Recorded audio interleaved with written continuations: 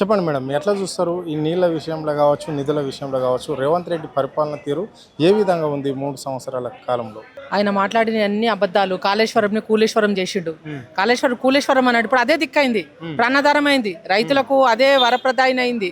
ఇవాళ మొత్తం ఎంత బదలాం చేసిర్రంటే ఈరోజు బీఆర్ఎస్ పార్టీని కాళేశ్వరంని కూలేశ్వరం అని చెప్పి పిల్లర్లు ఊలిపోయినాయి అనే రెండు ఎక్కడో చిన్న క్రాక్ వస్తే మొత్తం కూలేశ్వరం అని చెప్పి నానా హంగామా చేసిర్రు.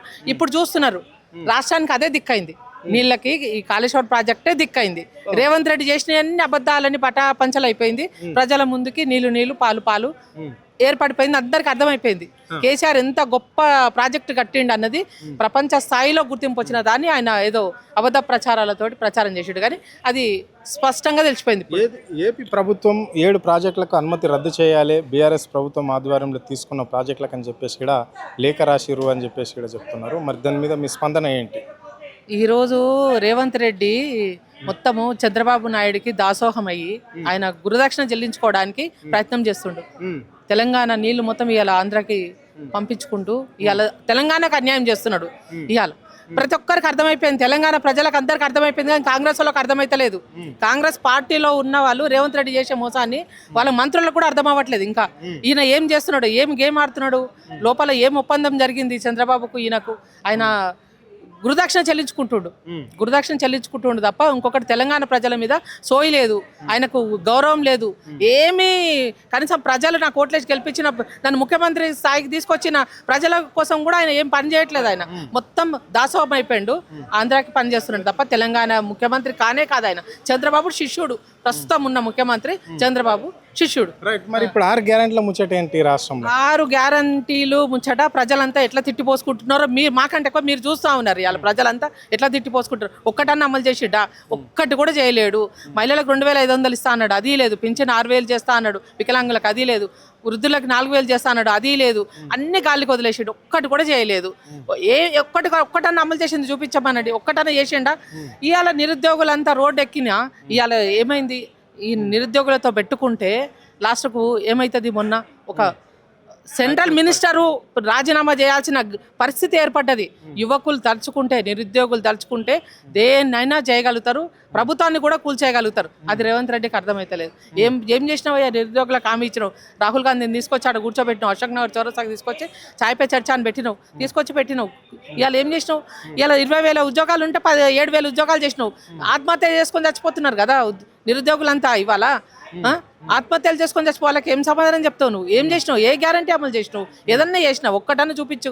రైతులకు చేసినావా? నిరుద్యోగులకు చేసినావా? లేకపోతే మహిళలకు చేసినావా? వృద్ధులకు చేసినావా? వికలాంగులకు చేసినావా? ఎవరికి చేసినావు చెప్పు.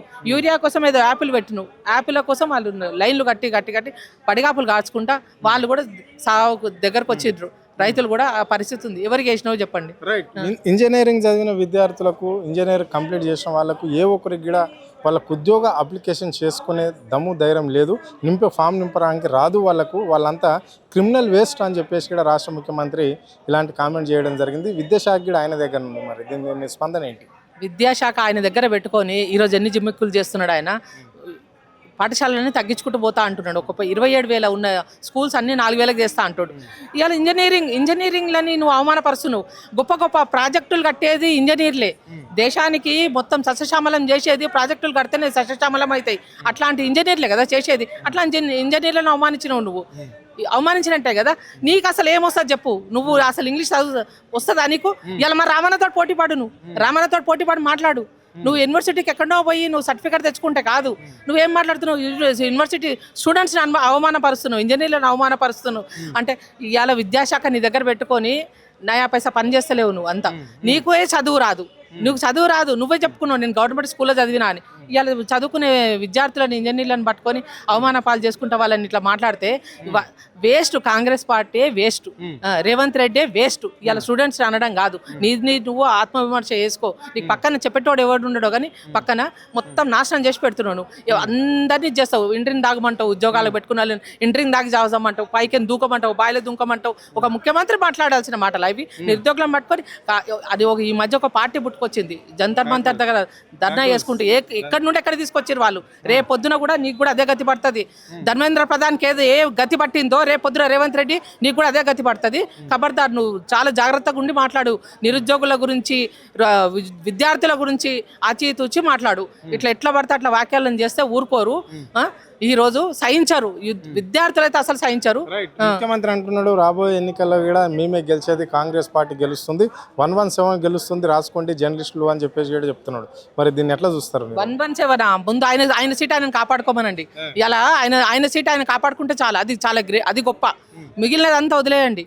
ఆయన సీట్ ఆయన కాపాడుకొని ఆయన కొడంగల్ ముందు ఆయన సీట్ కాపాడుకోమనండి, అది చాలు.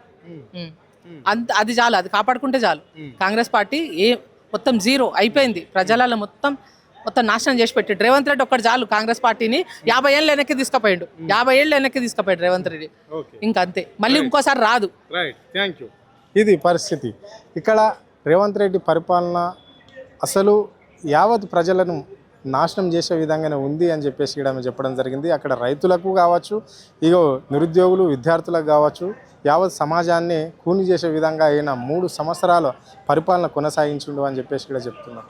సో ఇప్పుడు రాబోయే ఎన్నికల్లో మాత్రం బీఆర్ఎస్ పార్టీకి ప్రజలందరూ పట్టం కట్టడానికి సిద్ధంగా ఉన్నారు అని చెప్పేసి కూడా ఆమె స్పష్టంగా చెప్పడం జరిగింది. కెమెరా పర్సన్ కళ్యాణ్తో అరుణ్, ఆద్య టీవీ, హైదరాబాద్.